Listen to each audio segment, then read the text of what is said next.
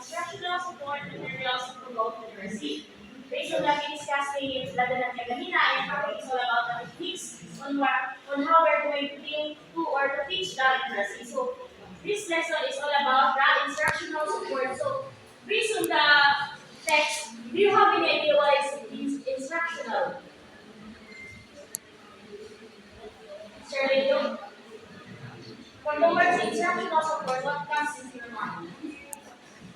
Education. And as a future educator, I think all of you have an idea about it. Gary? If you want something that you want to know about the Materials na yung gamitin sa mga students na ginawang i-motivate ito sa ilaha para support sa ilaha reading and writing. That is right. So can you give some example of it? Gio? Books. Oh, very good. So let's talk about it. The X slide. Yung pa. So teaching in mother tongue is essential for developing reading and writing skills in any curriculum. It involves reading materials based on established orthography and using appropriate teaching resources that reflects the learner's language, culture, and context. A variety of instructional materials such as real objects, picture, card, and print materials can enhance learning and promote literacy, while aligning with the curriculum competencies and supporting learning language and cultural background. So, to support the mother tongue-based multilingual education, the Department of Education issued guidelines for decentralized production of indigenized teaching materials. These materials include storybooks, various sizes, which means na big, na small, and in flashcard, activities, which are letters and numbers, ang content in flashcard, and then basic signboard, desk dictionary, and thematic picture chart for oral literacy. So this type of materials to be developed, introduced are as follows. What have you noticed in this picture? Obey. Obey? How have you noticed these pictures? Yes, we have here a books, and ito mga flashcards, yan ang content, mga pictures, and then napo diri ang mga text. Pwede mo igamit sa flashcard yapon, and then about the book.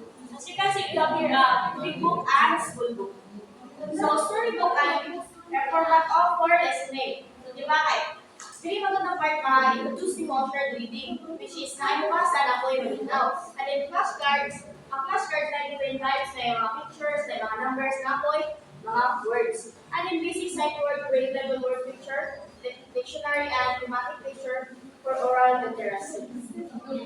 So now let's have a first the big books. Can you read? Charlie? The big books. Books are oversized book designed for shared reading in classrooms, featuring a large screen for group engagement. According to Audrey, 1979 to support natural and literacy development in language children through collectively Usually, makita niyo siya sa mga kindergarten. Teacher, mag-present siya ang big book, and then, kamulo siya rin ang mga student o the learner kay mag-follow. And then, the benefits of this big book is to the benefits yan. Benefits.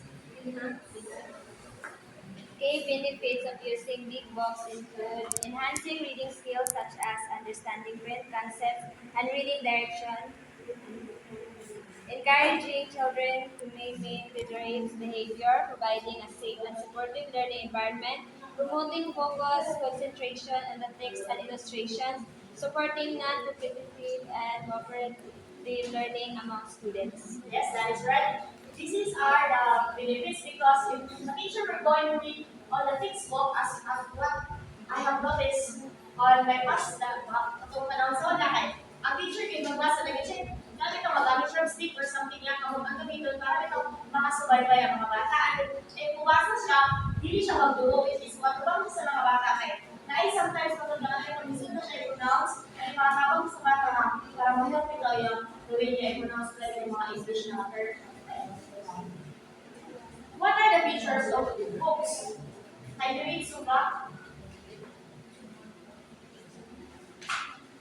What are the features of a big book?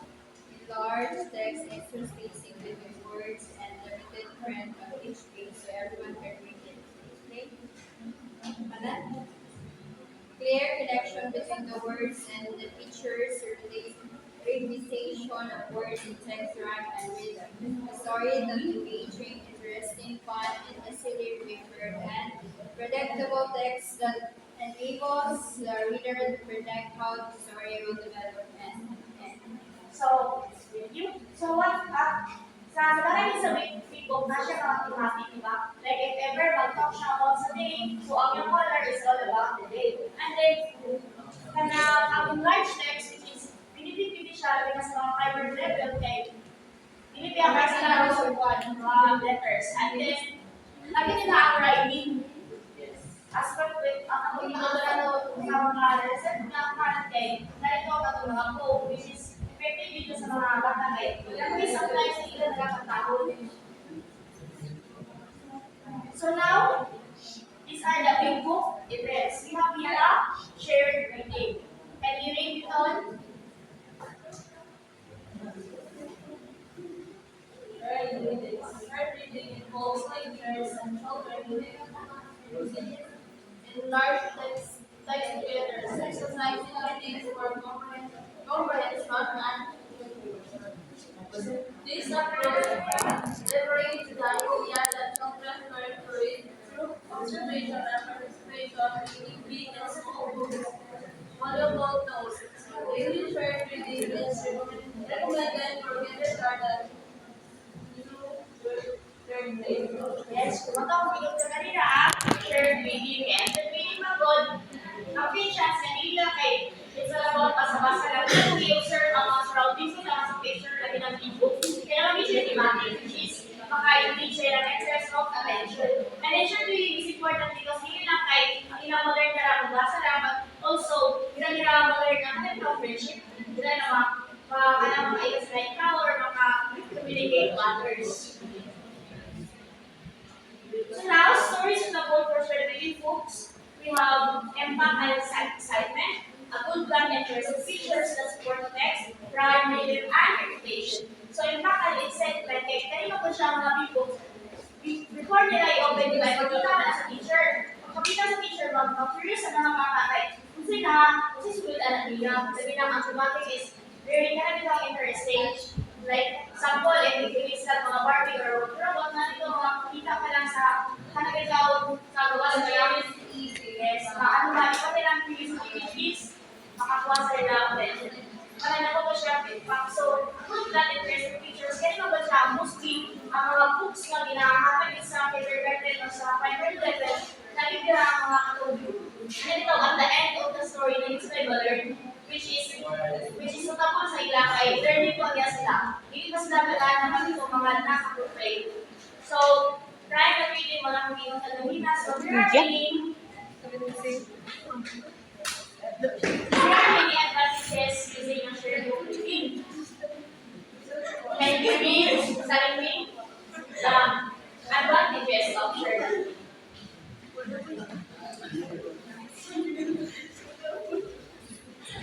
Ito kalilay. Serang ba?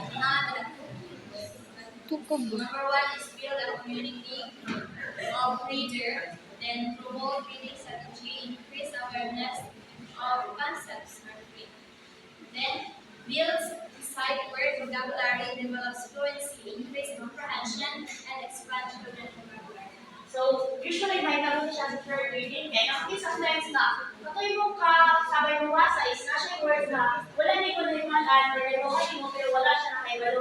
That is why, it's important na po siya lagi sa primary, kaya hindi na magod mas mo, pero interpret daw yung learning, kami na nakaka-isula. Okay na to. So, volume reading, learning aloud. So, we have here, volume learning, kanina kaya, shared reading, karon naman po ako, volume reading, learning aloud. This event using big books is where a teacher read aloud selection function. Then, the following are related to kani siya, kani ka magbasa ang teacher, magbasa siya tapos, kalit na siya na word na, ikusap itong number nouns, and then, may chance na malawag siya bata, o sila basahan niya again at italic na mag-i-exercise sa teacher kung saan ito siya covered. Kaya naman sometimes mga coach yun din yung mga batang themselves. And then also, the following activities provide about reading. Coincident expression, develop story comprehension, engage concept, and vocabulary development, provide opportunity to hear sophisticated story syntax, encourage connection, foster grading. Then kani siya, hindi magandang part ang kaniyang content. Diba, kung nag-game mo nila na kanina ka, if ever mag-stop and then mag-ask, diba? And then through that, nakuha niyo ang ginagawa nila sila or wala.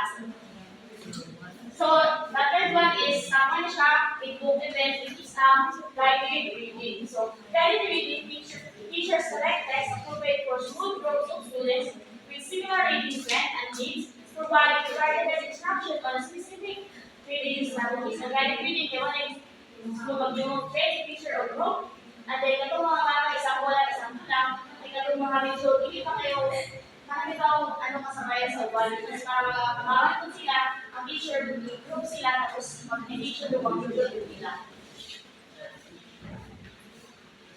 So this is the key elements of predictive guided reading. So promote students reading a variety of reading strategies, develop comprehension, encourage independent reading, strengthen the reading skills, allow teacher to work with individual groups to shoulder on specific reading skills, build side work vocabulary. So as you notice, actually yung topic naman is all about comprehension.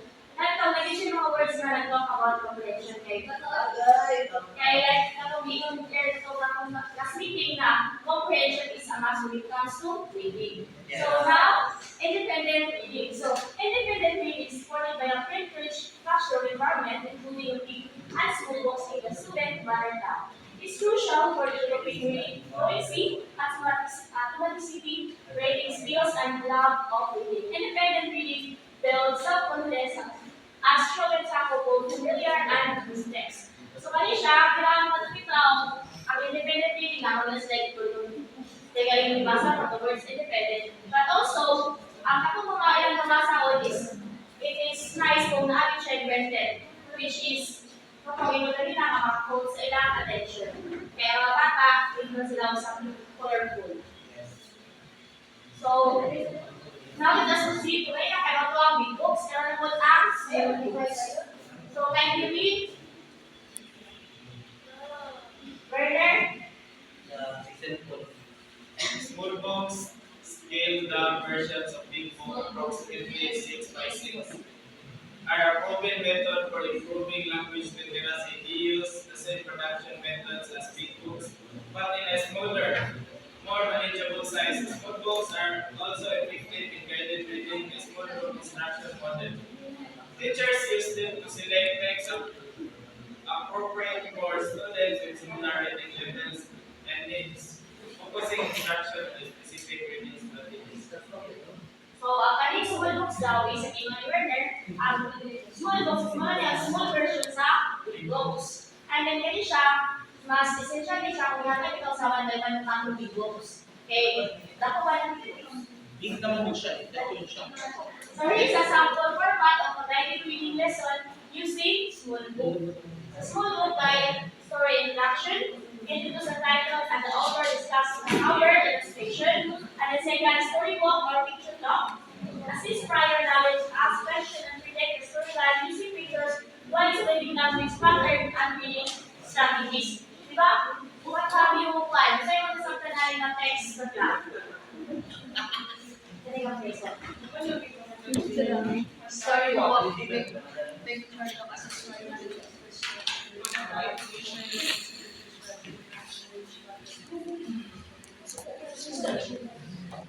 So, effective kami siya kaya, di ba, the part is, di ba, nanasala ka Maria ilang mga book, and then to, kami daw, i-assist yung mga knowledge na namin sila i-learn or idea about sa inyong i-discuss, and then, nine chance na makapredict sila because of the text nga natin to, or mga pictures or automatic.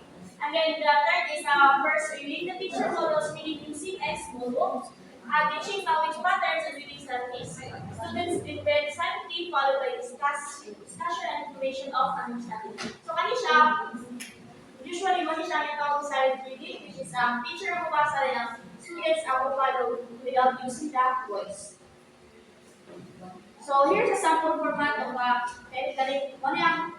kanina mo tang tulog, kanina ang part 1. So, second reading, student read aloud or silently when prompts and praise for the readings and is discuss the story, literary elements and personal connections and present as skill lessons. Second reading is nila sila mag-share sa ilang notes or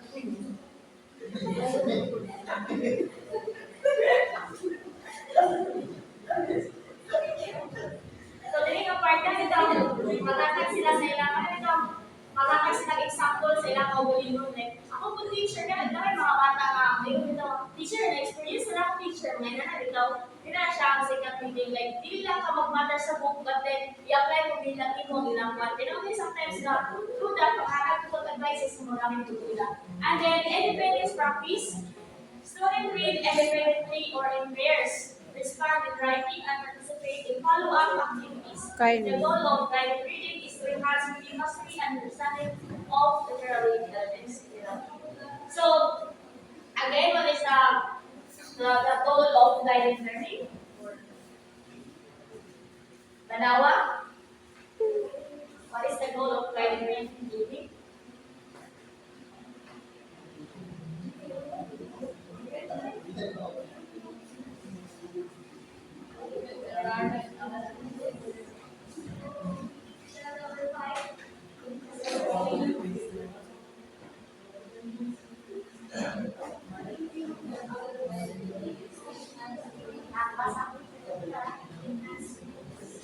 So again, the goal of guided reading is to enhance reading mastery and understanding of literary elements. Iba natin yung mga reading. So, reading, kung kayo kanina, mas maayo kung makasabot sila. So, di naman sila makasabot kung sila, tama lang i-guide kung nandun sila.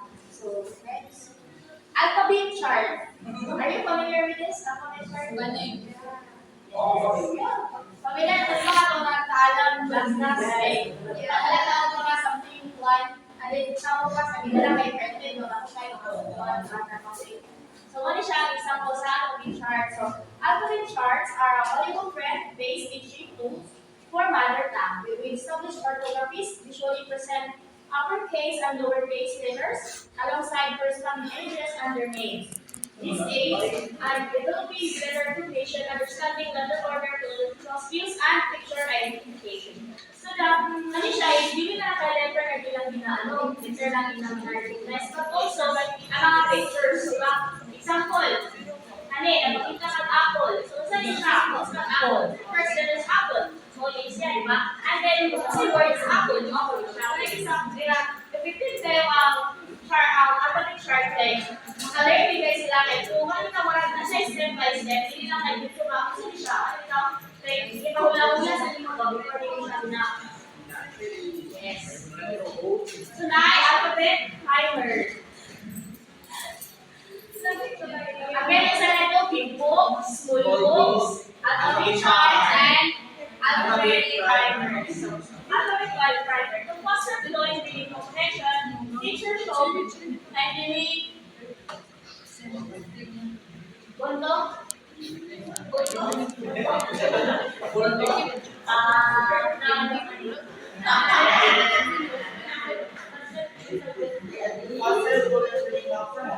Teachers should read aloud to students in their native language, provide diverse read language monitoring of particular topics, and encourage students to write and read their own stories.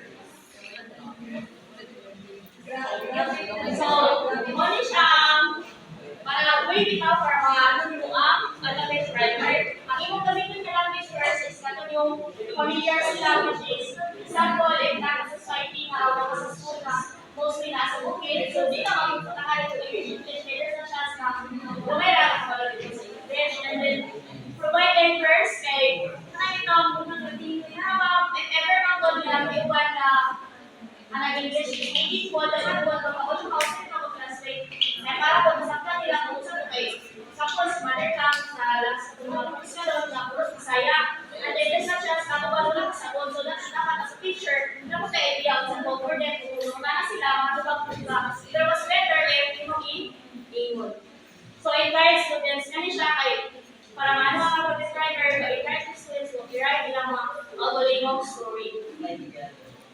Okay? So accurate reading is best told by inserting sounds with accurate symbols to build words and sentences. Academic writers or some language books which may be booklets rather than charts serve as effective instructional materials for teaching basic literacy and reading in Manila.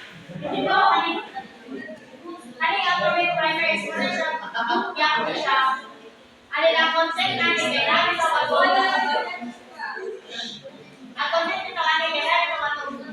Kaya siya sa ano, sa ipos, ito na may mga stages na, for example, kung ang ball, ang transition sa ball, kaibigan, kaya na-experience yan, and so ikaw ang mula kung saan ko siya ma-learn.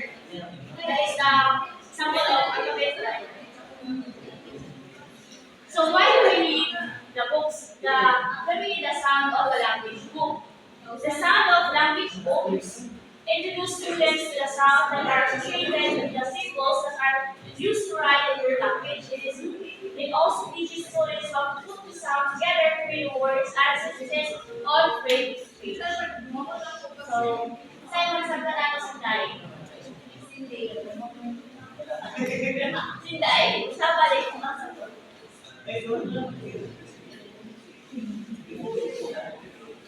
So, di ba? Ang language book daw, importante daw siya kaya nagdala mga sounds. And then, dapat nila mga symbols. Kaya para po ng mga bata, kaya mga symbols.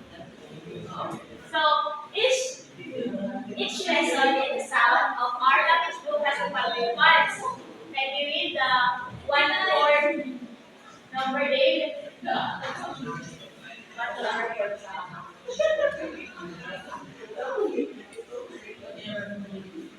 Syllable boxes, you can hear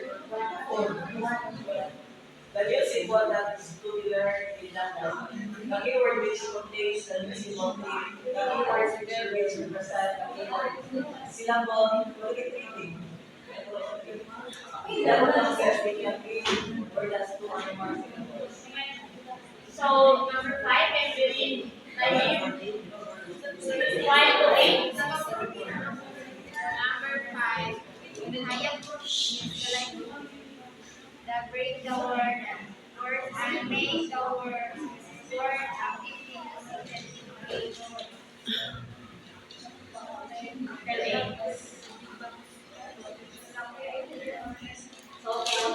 So, one of the given there is one of yung ano nila naman, introduce ka ng picture, kapag nakasulat, at sila mo, pag sila mo, nakita mo lang kung saan yun ang word, at nakita ko kung saan pag-pronounce, na-picture ka lang, dapat doon wala ang first letter. So, that's why sila ako, wala kung sila. And another example of that is na ito, naka-word kayo magawas sa pulbol, and then create a sentence from that word. Yes. Saan siya? And then, saan ito? Use word and use. O use word in a sentence. Use word and sentence. Okay. Use. Okay, so, dili po lang ang mga spelling and handwriting practices. Pag sulat mo lang ang mga letter, di ba, mag-practice na sila. Kaya kung ever mag-masayos sila din, hindi ako makakailangan. So, the text describes an example of an alphabet primary pages focuses on the letter U used in an accuracy prompt for teaching basic reading skills in kindergarten. As you can see, we have a T symbol, and then there's a picture. And then, pero before the one, you can read that, di ba, yung mali mo ito first. And then there's a chance na hindi sila makabaloon siya na. So, yung kita ka na ang first letter, which is ang U, and then ang picture. And then, ano yun siya?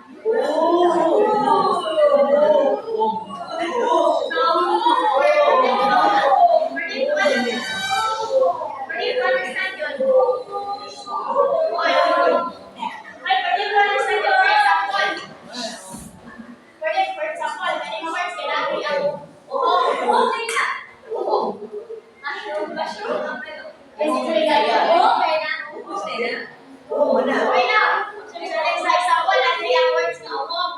Di ba, pag-ananin mo na yung chance na natin ng mga hitter or grade 1, hindi ba dito nila bumasitalan? Yeah. So, di ba, ano, is kita na sa muna, which is first letter. At then, sa sunod, pag-anaman na, mag-continue ako siya pwede ma-introduce. So, yeah. So, what is siya? Another example, kung hindi ko nila nila kung matching nila. Yeah. Di ba, mostly ang grade 1 to 3 nag-practice sila ang matching ng awang kada where we buy it and then through that tapos pagpili mo siya ang natin na upan tapos kani usap pagpasa ang buha imagine mo siya then pray o baka mayan ang daw there's an example so next or after that kung mas hindi na pagkano ikaw deliver kay kanina imong gabi ko din 2 sentence pero ang kani siya is not applicable only if di kayo magtapos sa other languages mostly English. So now is the picture file. Can you read? Roselia. Go, Bebas. Go, Bella. Go, Stella. Go, Pictures and photographs of realities or introductions serve as excellent prompts for oral discussions and vocabulary building in learners' first level language. So, mounting or these teaches durability and ability for ongoing skills development. This approach leverages early knowledge, providing context for effective learning one concept, acquisition, and vocabulary growth. So, ano siya part na, ano ito, wala yung subject natin na gamit is more on pictures. And then, ganito siya is, matas yun lang primers to show it. But, ito, hindi lang siya about for picture type. Ang ano ko siya is, meaning, for ito, magamit pa siya in future. Hindi lang, kaya karoon lang siya likod po. And then, ganito siya lang sa file play. If ever gumawa natin. So, activity cards, primary, full.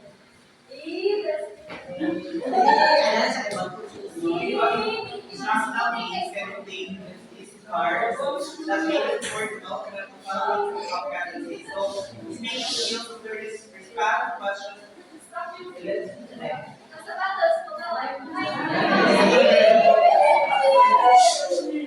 Critical thinking skills is dating, sorting, matching, and associating related things to the visual images. Open sensory awareness can be strengthened as more sensory active visual stimulus presented by the teacher and manipulated by the learner. This will explain this later. So, di ba? From the word speaking, skills and learning to respond question to lesson. So, may naman, ang pinaka-picture. Magpakita, picture, magpakita, unsa ni siya class. Masubag mo na slide, later. Example, lagi kong discussion kasi wala part of the body. So, pinakakita sa papers notes. Pag hindi ito kung sa na lang, ikos lang ika, wala. And then, kailangan lang, na-develop lang critical thinking skills. And then, pag umanin na ako pag ako, may ulit, asa ka lang kumita sa part sa body. Ilalagay ito is na multi-sensory awareness. So, likewise, emerging readers may take as many strategies as possible in order to determine meaning and the material they read. Flashing cards during drill for identification may be good scaffold for skill development. Oftentimes, emerging readers will look at the pictures and a story, read the word but fail to make the connection between the two parts while struggling for comprehension. But with the cards, to enliven and enhance their understanding, vocabulary words that we learn in mother tongue is better understood as cooking learning. Di ba na iba ng mga bata, hindi bukas na bate, bibili ka sa sa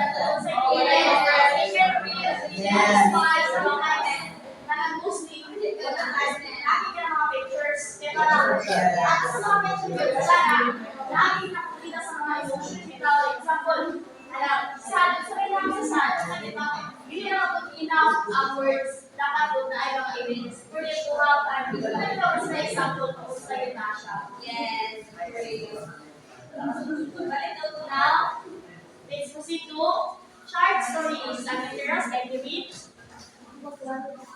Ako na lang. Oh my God.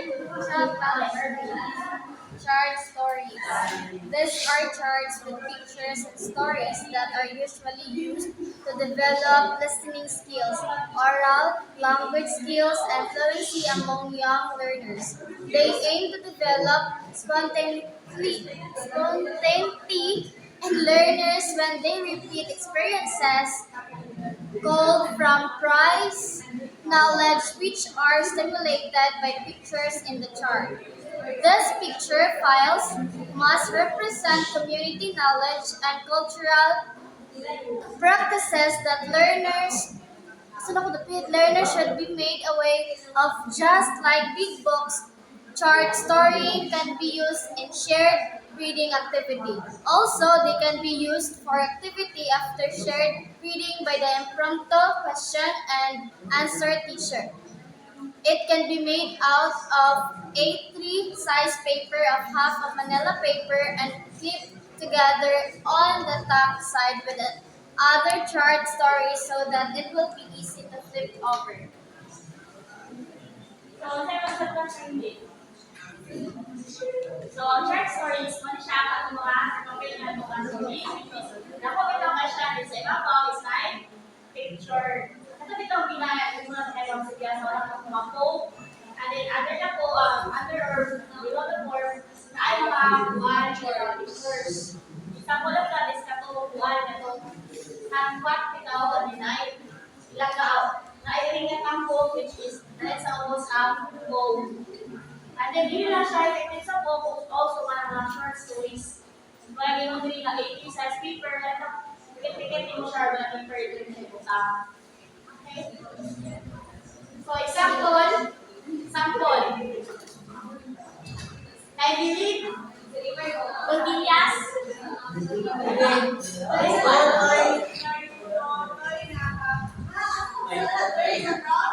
Very cold na lalaki sa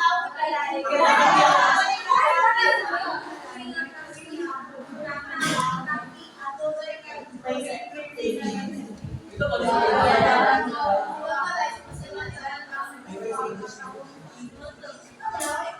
Oh, this word is from Daniel, and this word is translated into English, and it was English. There is brown apple here. We play together with friends and it's nice to be together. So, as you have noticed, ang happy reading the word is tutoy, and then ang proud is happy. Diba? Kaya siya sa Igalo, siya sa English. Okay? This is an example of a bar chart. So, now let's proceed to Relaya. Activity. Manilo. Using real objects or reality as the custom offers on lessons or learning experiences created something. For example, instead of showing a picture of the flower, this story is in a real flowers because it started in another class. This approach liberates students from discussing entire habits. Thank you. So, Relaya, hindi siya mga kanito. Di ba na mostly yun siya sa sense. Kaya ito, ang topic is all about flowers. Di ba, ang mostly ang nasa mga pictures. Why not? Mag-print ka na ito na nasa inyo. Idalawin mo pala ito. Hindi mo siya isipin ito. Example, kanang heart. Di ba, ang heart kay mostly ganito, mag-imagine ng ka. Why not? Mag-print ka ng object na kahoy. Ganyan yung heart is open ito. And then, i-explain mo, muli siya ang mga craft na ito. Like, makarelate sila kung sa ito ay ang nakakalat niya. Right? Gamitan niyo mga real life object or utama, pwede nila makakawilan. Thank you. Hi.